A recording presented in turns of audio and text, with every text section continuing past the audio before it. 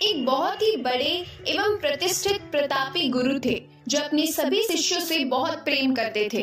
अपने शिष्यों के हर गुणों, अवगुणों और कमियों के बारे में पता करके उन्हें भविष्य के लिए तैयार किया करते थे। उनका एकमात्र लक्ष्य था कि उनका हर एक शिष्य जीवन के हर पड़ाव पर हिम्मत से आगे बढ़े और सफलता प्राप्त करे। वैसे तो उनके सभी शिष्य बहुत होशियार और चालाक थे, परंतु उनके सभी शिष्यों में एक शिष्य बहुत ही भोला था, स्वभाव का बड़ा ही कोमल और सरल विचारों वाला था, लेकिन वह बहुत ज्यादा आलसी। वह इतना आलसी हो गया था कि आलस के कारण उसे कुछ भी पाने का मन नहीं करता था। वो बिना कर्म के मिलने वाले फल में ज्यादा रुचि रखता था। उसका यह अवगुण गुरु को बहुत परेशान कर रहा था और वे दिन रात अपने उसी शिष्य के बारे में सोचते रहते थे।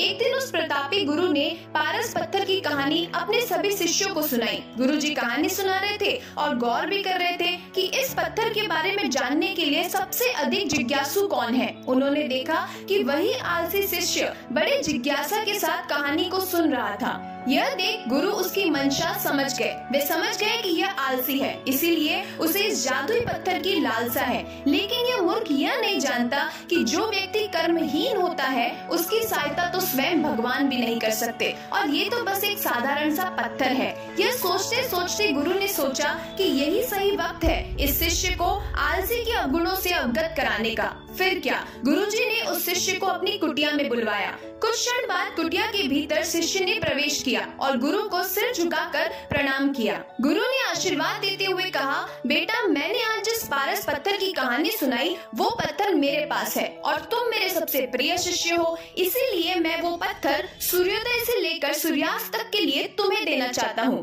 तुम उससे जो करना चाहो कर सकते हो। तुम्हें जितना स्वर्ण चाहिए तुम इस पत्थर से इस दिए गए समय में बना सकते हो। यह सुनकर शिष्य की खुशी का तो ठिकाना नहीं रहा। गुरुजी ने उसे प्रातः सूर्योदय होने पर पत्थर को ले जाने को कहा। अब पूरी रात उस शिष्य को उस पत्थर को लेकर व्याकुलता बनी रही। सारी रात वो बड़े बड़े सपने देखने लगा।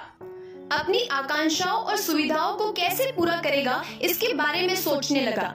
दूसरे दिन प्रातः भोर काल में शिष्य ने गुरुजी से पत्थर लिया और सोचने लगा कि कितना स्वर्ण मेरे जीवन के लिए काफी होगा। मैं अपना मकान कैसे बनवाऊं कि लोग देखते ही रह जाए, और इसी चिंतन में उसका आधा दिन निकल गया। भोजन करने का समय आ गया और भोजन करके वो अपने कक्ष में आ गया। उस वक्त भी वह इसी चिंतन में था कि कितना स्वर्ण जीवन यापन के लिए पर्याप्त होगा, और यह सोचते सोचते आदत के अनुसार भोजन के बाद उसकी आंख लग गई। जब आंख खुली तब तक दिन ढलने को था और गुरुजी के वापस आने का समय हो चुका था। उसे फिर कुछ समझ नहीं आया और वह कुछ भी तय नहीं कर पा रहा था कि इतने में गुरुजी वापस आ गए और उन्होंने पत्थर वापस ले लिया। शिष्य ने बहुत विनती की लेकिन गुरुजी ने उसकी एक नहीं सुनी। तब गुरुजी ने शिष्य को समझाया, पुत्र, आलस्य व्यक्ति की समझ पर लगा ताला है। आलस के कारण तुम इतने महान अवसर का भी लाभ नहीं उठा सके। जो व्यक्ति कर्म से भागता है उसकी किस्मत कभी उसका साथ नहीं देती। तुम एक अच्छे शिष्य हो पर तुम में बहुत आलस है।